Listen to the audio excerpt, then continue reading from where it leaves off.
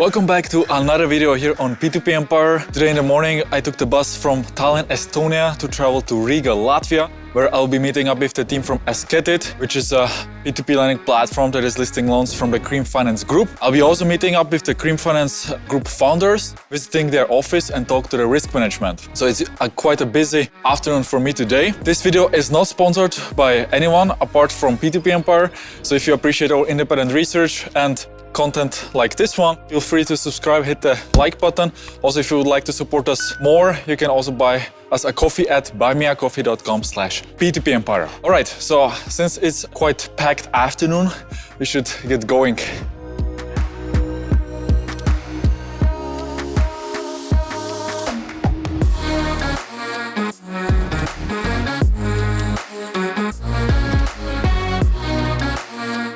Alright, so we are at the address that Esketit sent me for their office location. However, no idea where it is exactly. On their website, they only have the legal address, which is in Ireland. So I definitely need to tell them to also add the address of their location here in Riga. But the CEO told me to give him a call when I'm here. So let's call him and let's see if we can find the building. So turn around and go.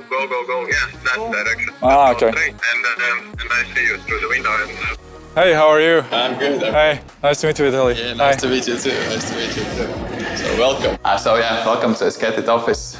We have two offices here on this floor. So this is how it looks like here. So all the Esketit operations are being done from here. So here's our office manager, our founders are sitting here, our chief marketing people, and also our Jordan business management is being done from here. So yeah, part of the people, as I told you already, are working also remotely. We have some contractors who are also just time to time visiting our office. And yeah, this is how the things are being done here. And also we have another room for meetings, so this is being done here. After a short office tour, I sat down with the business development team for Jordan. Unfortunately, I was asked not to record or talk, so here is a brief overview of the market in Jordan. You can invest in unsecured single payment consumer loans from the lender Money for Finance, which the founders of Cream Finance and Esketit own. New borrowers can borrow up to €130 and repeated borrowers get up to €240 for 30 days. More than half of the borrowers extend the loan repayment period. Money for Finance has been operating on the market for 1.5 years and has built up a portfolio of €10 million. The team has also shared their default rates and their portfolio performance with me, and we might add this information to our Esketit review if the lender approves it. Now, there are no specific rules for lending companies when it comes to regulation. There is no strict regulation regarding the interest cap, and also the lender doesn't require any lending license, like is the case in many emerging markets. However, the company does follow the rules set by Ministry of Industry and Trade. Regarding the country's risk, there is no currency fluctuation as the Jordanian dinar is backed to US dollar. Currently, there is also no elevated political risk. The lender expects some type of regulation within the next 2 to 3 years. What's interesting to note is that the loans are mostly giving out in cash. The borrower's APR is at around 200%, and the lending company is only lending money to people with regular income. After our discussion with the team, I sat down with the two founders, Davis Barons and Matis Ansvieshulis. We talked a bit about the founding story and how they built Cream Finance. It's worth mentioning that from day one, they had investors on board, so the founders built up the entire lending group with borrowed money. We built the whole company purely with borrowed money, which is very funny that people like these American gurus say that you shouldn't borrow money and never take credit to build a business, which is stupid. We did exactly that. So right from day one, it was always other people's money, and therefore it kind of installed some sense of being careful about how you build the operations, that you cannot afford to just lose a ton of money, and that's been our kind of DNA, to make sure that we're profitable, that we have good operations and so on. Building a business with borrowed money that generated €3.4 million in profit last year is not a bad track record. The finance group is sourcing funds from free crowdfunding platforms, as well as from high net worth individuals and institutional investors. As an investor on Esketit, you can invest into following lenders. Keep in mind that the loan availability is limited. As we are recording this video, you can invest in loans from Spain, Czech Republic, and Jordan. Soon, you will also have more options to invest in loans from Mexico or Sri Lanka. What's worth mentioning is that two lenders are not part of the Cream Finance Group, but are owned by the same founder. founders. The reason for this is simple. Cream Finance Group's largest shareholder is the biggest South African retail bank, Capitec, which has a lower risk appetite towards emerging markets. That was also the reason why Esketit was created. The platform's purpose is to fund profitable lending portfolios in emerging markets. With Jordan and Sri Lanka, that's financed through Esketit because the whole purpose was that Esketit serves our companies, our loan originators that me and Davis either co-found or get involved in as shareholders and have some control over. And that was the reason why we started Esketit. We saw that it makes sense for us after leaving, active management in Cream Finance, that we're doing these new additional projects outside of Cream Finance, and that they all have this common thing that they need funding. It's worth pointing out that Cream Finance was always able to cover its obligation towards investors. As Mattis mentioned previously, it's in the company's DNA to be cautious about spending and be profitable in all markets. The founders realized that they have to keep their investors happy to fund their projects. The bottom line, trust, very important for us. The investors, it's very important. Trust is really genuinely, part of how we think about business. Of course, especially in the finance industry, if you want investors to invest in your company or in your product. Exactly, and that was one of the thinking elements, behind Esketit.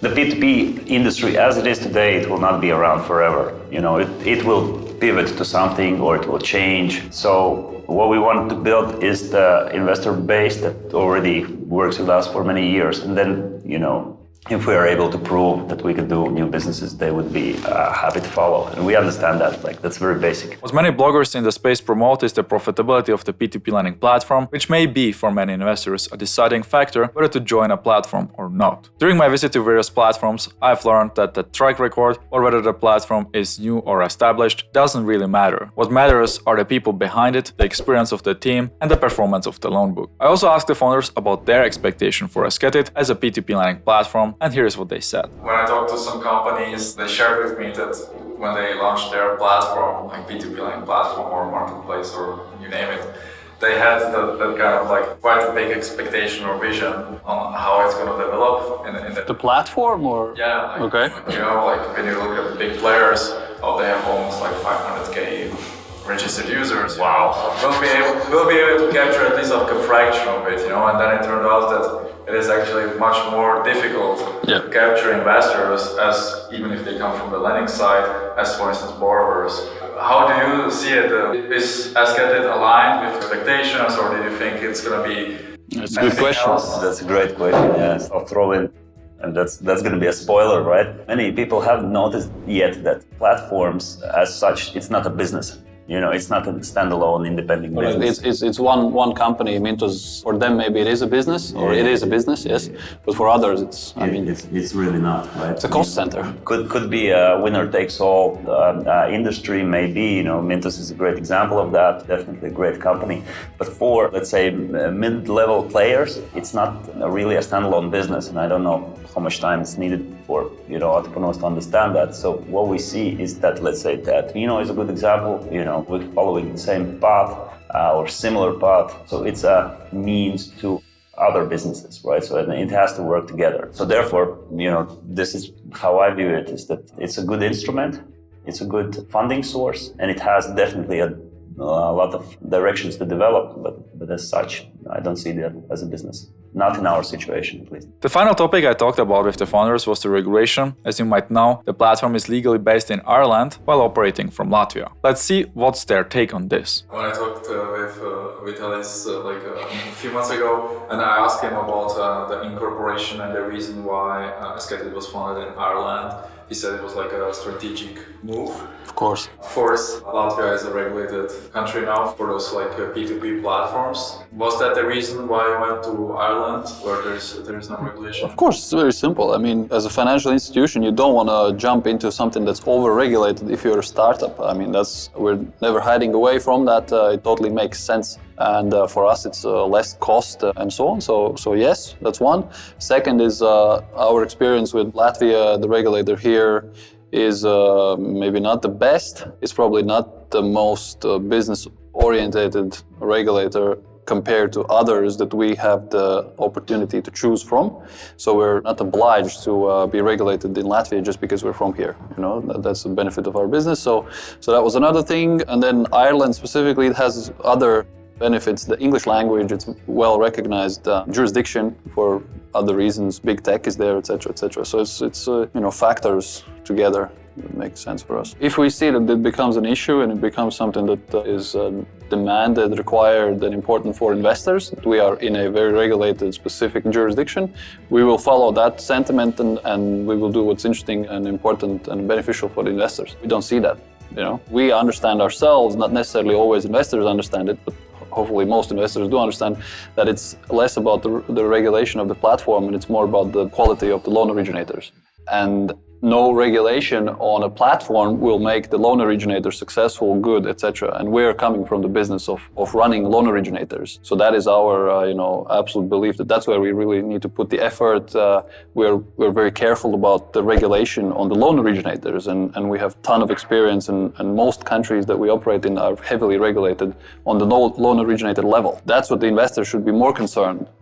That's where the money goes. Yes, it only comes through the platform, it goes to the loan originator. So the platform regulation, it's if investors will require that to be the case, for us to move somewhere or be super regulated, then yes, otherwise it doesn't add too much value for us or for the investor at the moment. So as you can see, the profitability of the loan book and the regulation of the lending company is much more important than regulation for P2P platforms, which are, in a sense, just a middleman. After our talk with the founders, together with the CEO, we visited the headquarters of Cream Finance, where I met up with Chris Riekstins, who is the head of investor relations. We covered many risk-oriented questions, so let's go over some of the relevant highlights of our discussion. Generally speaking, Cream Finance aims to mitigate the following risks: the liquidity risk, currency risk, and most importantly, the borrower risk. Liquidity risk is connected to covering obligations towards P2P investors and being able to originate loans. For this matter, Cream Finance keeps a sizable cash buffer on its accounts to not miss out on any payments. One of the things we're quite proud is during when the first COVID hits and there was a lot of turmoil on Mintos. We were like the only company that didn't miss any payments by any days really. So you can go back through the news feed and look it up. So I'm not lying, but generally that's kind of the way we approached that.